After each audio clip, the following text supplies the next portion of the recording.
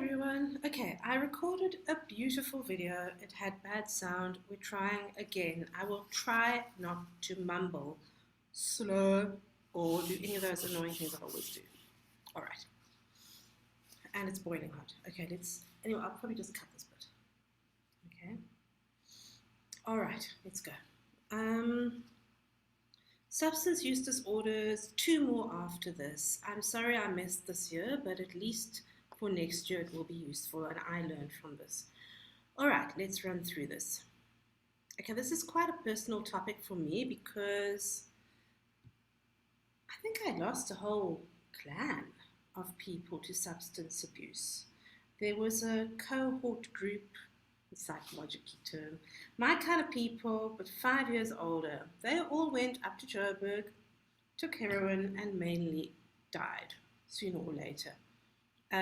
So that was heartbreaking. I lost a lot of people. I've lost some people to marijuana and alcohol as well.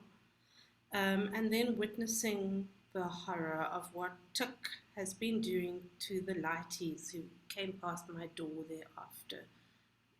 Terrible. Okay, so this is very close to my heart. And it's a little frustrating to be doing a multiple choice because, as you know, multiple choice always focuses on the least relevant and the most arbitrary points. But it seems like they're consistently asking the same information again and again and again.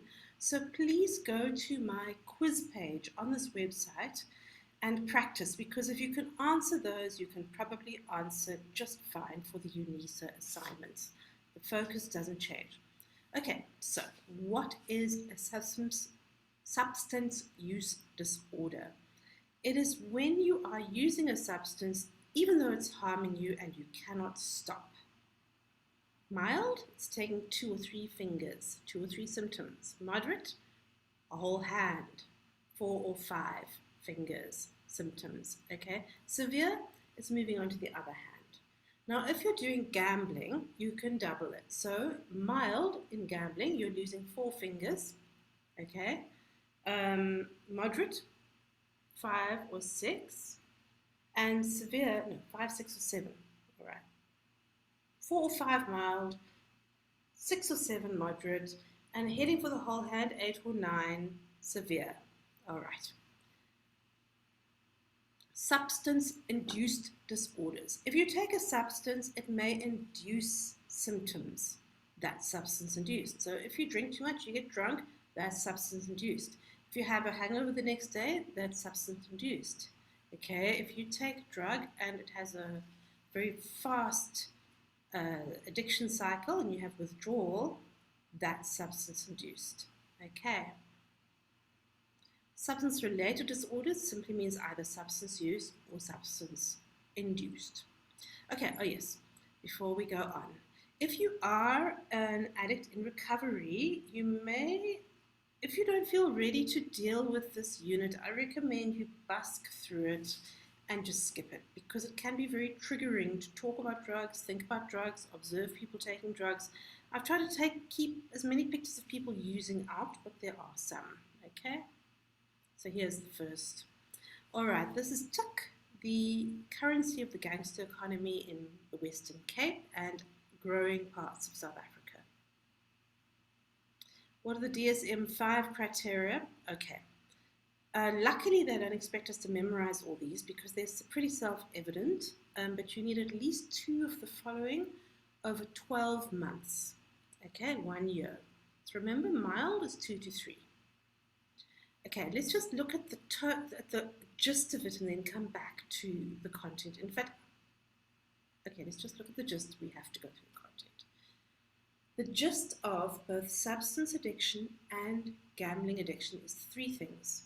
Impairment and distress, just like any other disorder. You are compelled to take the substance or do the behavior, and it gets worse and worse and worse. That's it. Worse and worse. Compulsion and impairment and distress. All right, let's run through this very quickly. Using more or for longer than you mean to. Unsuccessful attempts to stop or control it. Spending more and more time using, avoiding using, recovering from using, organizing, etc. cravings and strong desires to use, dropping out of responsibilities, social and work and relationships being damaged by the substance, being physically or psychologically harmed by the substance, but you cannot stop. Okay? Continuing to use. Tolerance, meaning you need more and more and more of it. And withdrawal, meaning that when you stop, you feel dreadful, you get symptoms. Okay? Psychological, physical, and behavioral inability to cope without the substance. All right, so there's alcoholism, gambling. Gambling and gaming, I don't know if you've noticed all the gambling, but they're nudging you towards in gaming these days, but it's very creepy, very similar. All right. So, gambling and substance addiction seem to be pretty much the same thing to me. For gambling, they want to double the amount of symptoms for the diagnostic criteria. But the symptoms are again the same. So there's tolerance, causing an increased need to gamble more. Withdrawal, gambling for longer than you mean. You can't stop. Gambling starts consuming your life. You do it to make yourself feel better for all emotional states and also to celebrate. It becomes all emotional states and all situations. You can't stop coming back. You're lying, you're hiding, you are possibly embarking on crime. Your life is falling apart. You're deceiving people and you need help. You cannot cope anymore because of your gambling problem. Okay. All right, and we are being played all the time to go back to it once you are engaged in that world. And if you play children's games, ooh, it's creepy. You see ads for this all the time on the children's games. Okay. Substances that people abuse. All right.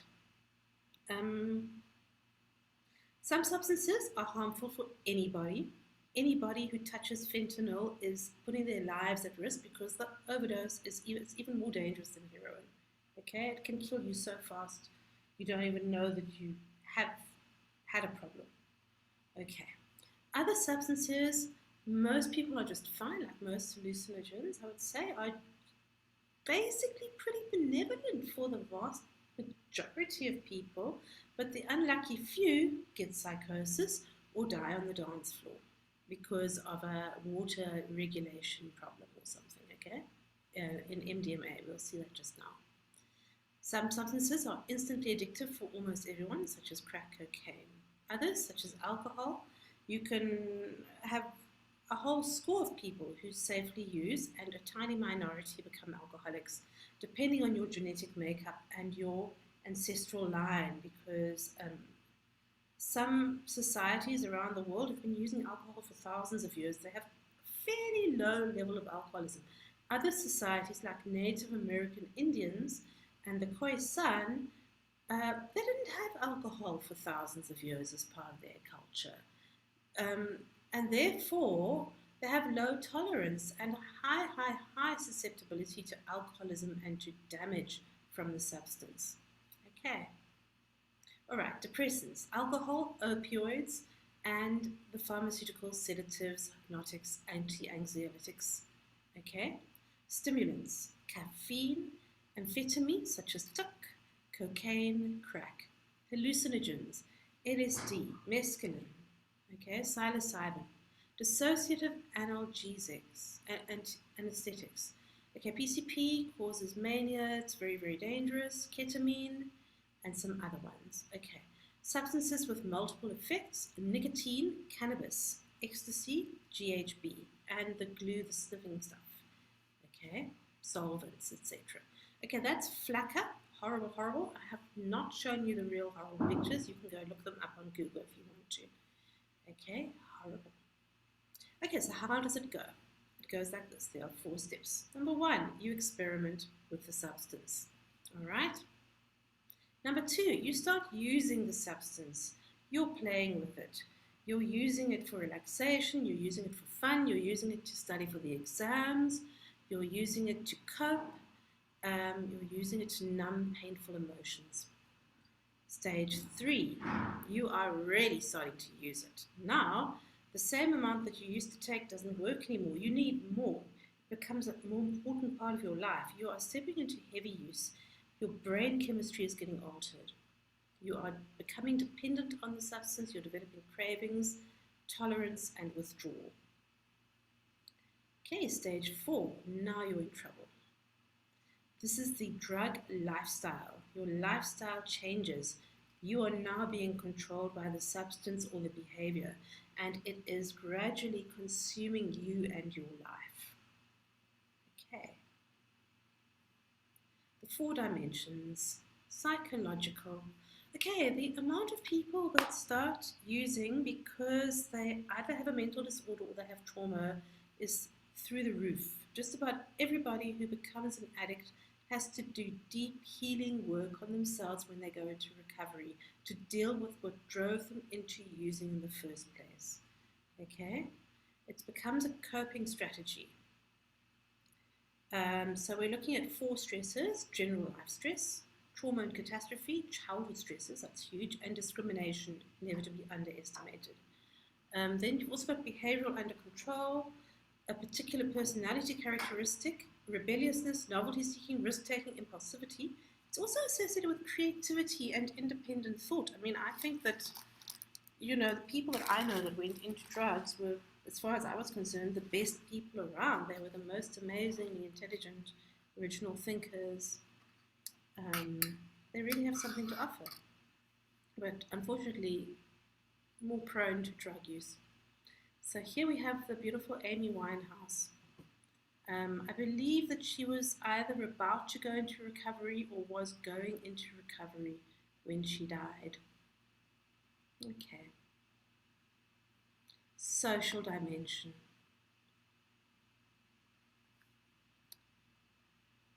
Yes, a difficult life is a major trigger for substance abuse. Often, again, childhood.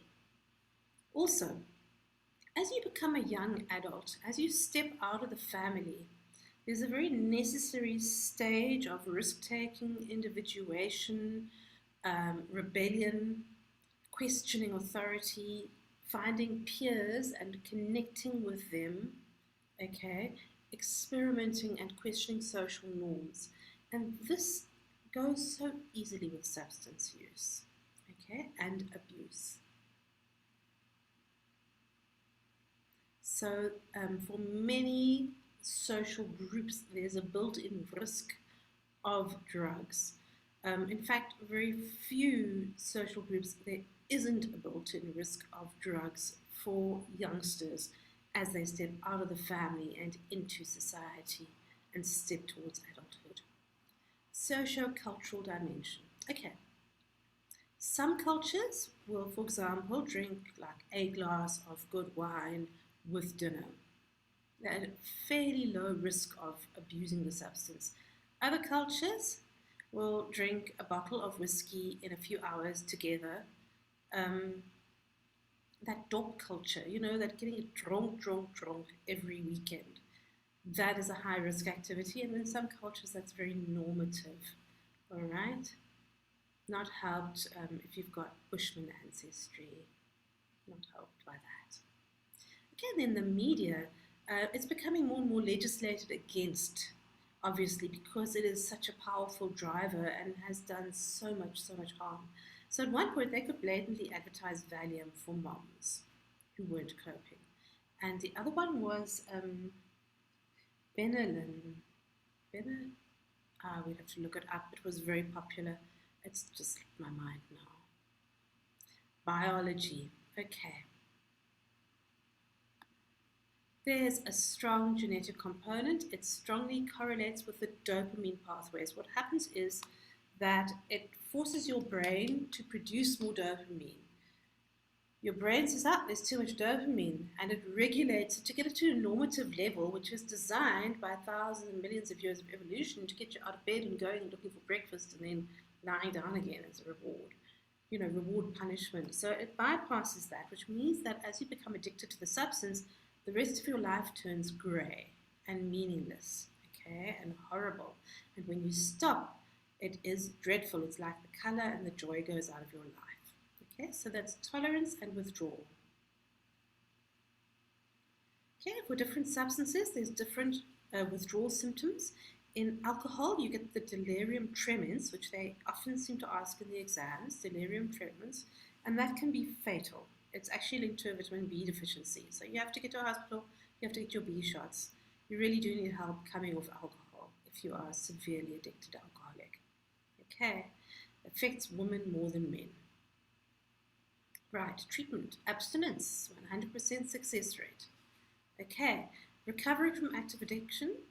NA, Narcotics Anonymous, and AA, Alcoholics Anonymous, are enormously helpful. You also get Gamblers Anonymous, Sex Addiction Anonymous, and Overeaters Anonymous. Okay, very, very, very helpful peer group support. Drug rehab can be very expensive, can be affordable, and remarkably effective. The price of the therapy is not directly correlated to its efficacy. Okay? Often people have to change their whole lives. They have to end their relationships with other users. They have to find new friends that don't use. They have to heal the traumas and disorders that drove them to addiction. They have to remove all the triggers. They have to self-regulate. They have to look after themselves incredibly carefully in order to succeed at recovery. With a high incidence of relapse, which is dangerous. It's got two dangers. One is going back into full use and thinking, I have failed. The other is opioids. Opioids will kill you when you relapse, because what was your relaxing and enjoying the substance dose is now a fatal overdose. Okay? So very dangerous. And the most dangerous is fentanyl. We used to have heroin as the most dangerous, but that's no longer the case. I'd say Niope and fentanyl are both much more dangerous than heroin, which is saying something, considering that I've lost a whole peer group to heroin. Okay, motivational enhancement therapy. Before you stop, deal with your ambivalence. Stopping begins before you stop the substance. Okay, you've got to work through what your motives are, both for stopping and for continuing, because you will have both motives and they're both real. Okay, so you have to work through it with motivational enhancement therapy, which they don't ask about in the exams. All right, they're going to run us through these symptoms and they're going to catch us out. Okay, so let's go through it. Heroin, euphoric rebound depression. We need to remember the risks. So there's needles, any needles, there's a risk of HIV and hepatitis if you share them. Liver damage, seizures, coma, death. The biggest risk of heroin is relapse, because that's when you die, because you can't breathe, and you actually have to think to breathe. If you're in between and you're trying to live, you have to think your way through until the drug wears off, which is why it's very, very, very important to have what is that chemical? It's not naloxone. There's a chemical that you can switch off the overdose with. Very important first aid to have on hand if you live with an addict or have an addict in your life. Or you are an addict. You should have that meds on hand. I'll put it in the comments, or I'll put a little note down here. Okay, marijuana. Safe and fun for most. For some people, it triggers psychosis. For some people, it triggers serious depression. Some people get addicted. It can make you very ill. Damages your ability to remember and retain and to learn. All that tar and heavy carcinogenic smoke increases the risk of heart attack and lung disease, although it's good medicine for pain in cancer, and risk of infertility. So used correctly, it's medicinal. Used incorrectly, it's very damaging. Cocaine. Very expensive, causes brain damage, heart and lung disease, lots of heart attacks, sexually stimulating, highly addictive, creates a feeling of confidence and euphoria. Okay, solvents, glue, benzene, acetone, which you find in nail polish remover, and spray paint. So thinners, basically. Often, this is a street kid's drug, although some school children do abuse it. It damages your brain. It damages your ability to remember and to concentrate. It causes weight loss and bone marrow damage. It makes you dizzy and drowsy. It is really a drug for dealing with the pain of life, which is clear when you look at the children that are using. Okay, mandrax, buttons, below. White pipe. Okay, central nervous system depressant, makes people relaxed and euphoric and gross because they spit all the time, drool, and pass out. It's cheap, but you need more and more and more. Okay, it's linked to toxic psychosis, insomnia, emotional problems, and epilepsy. So remember those symptoms. Toxic psychosis and epilepsy have come up in the exams more than once for buttons or mandrax. Ecstasy, used by millions to dance all night. And a very feel-good drug. But then there's always the person dying on the dance floor somewhere because her body can't process, either overhydrates or dehydrates. And people just die like suddenly, nothing you can do. Okay, long-term definite correlation with brain damage. There's a definite causal relationship with brain damage that has been proven. Kidney failure, psychosis, and convulsions are more rare. Okay, methamphetamine correlates with antisocial personality disorder. What is the cause and what is the effect? Or is it mutual positive feedback? One thing is certain, people on TUC do more terrible things than people on any other drug except maybe Flacco. More terrible. Okay, make you feel great. As we all know, most of us in South Africa know what's benefit. So, why people take it? Okay, it's because they feel very powerful, very confident, and slightly obsessive, so that they lose. I think it's very much a poor person's drug. It's a kind of a speed. So you get into something and then you don't stop doing it, but it's not very constructive from what I can see. Anyway, okay, memory loss, weight loss, dental and skin problems, stroke. Okay, horrible drug and runs the crime economy in South Africa. Niope, dreadful. Niope is bad because it's kind of a random mixture of whatever's lying around, which means that the death rate is through the roof. And it's cheap. You don't know what you're getting. Could be heroin, could be dacha, could be mandrax, could be antiretrovirals. People swallow it, smoke it, and inject it. Do the wrong thing with it and you die on the spot. Very, very, very sad.